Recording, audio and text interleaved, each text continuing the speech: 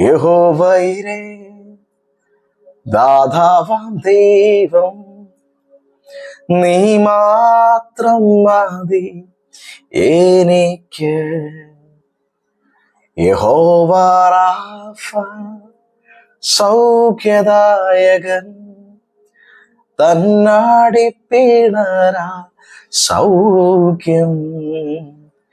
യഹോവ ശമ്മ എൻ കൂടെയിരിക്കും, നൽകുമെൻ ആവശ്യങ്ങൾ.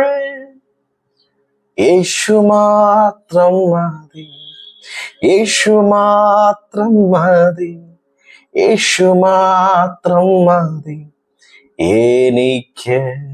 ദാവീദിന്റെ ലൈഫിനകത്ത്, ദാവീദിന്റെ ലൈഫ് എവിടെയൊക്കെ സ്റ്റക്കായി പോയോ അവിടെ കിന്നരവും അവന്റെ വായും വളരെ ഇമ്പോർട്ടന്റ് ആയിരുന്നു.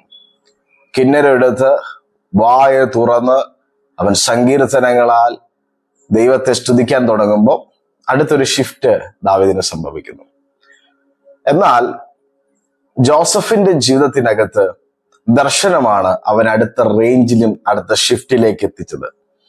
അടുത്ത ഒരു അനുഭവത്തെ, അടുത്ത ഒരു ദർശനമാണ്, ദൈവത്തോടു കൂടെയുള്ള ബന്ധമാണ്. എന്നാൽ മോശയുടെ ജീവിതത്തിനകത്ത് മോശ എവിടെയൊക്കെ സ്റ്റക്കായി പോയോ അവിടെ എല്ലാം മോശ കരം ഉയർത്തുകയാണ് ചെയ്തത്. വാവ്!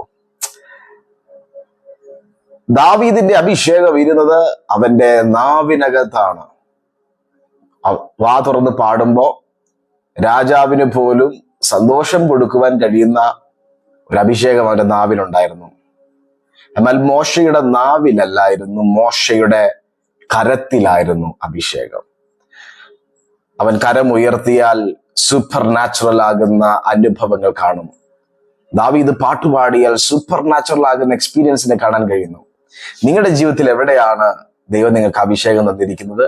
ഇപ്പോൾ നിങ്ങൾ അനുഭവിക്കുന്ന തടസ്സത്തിനകത്ത്, ഇപ്പോൾ നിങ്ങൾ അനുഭവിക്കുന്ന ഈ സ്റ്റക്കിനകത്ത്, യൂസ് ദാറ്റ്.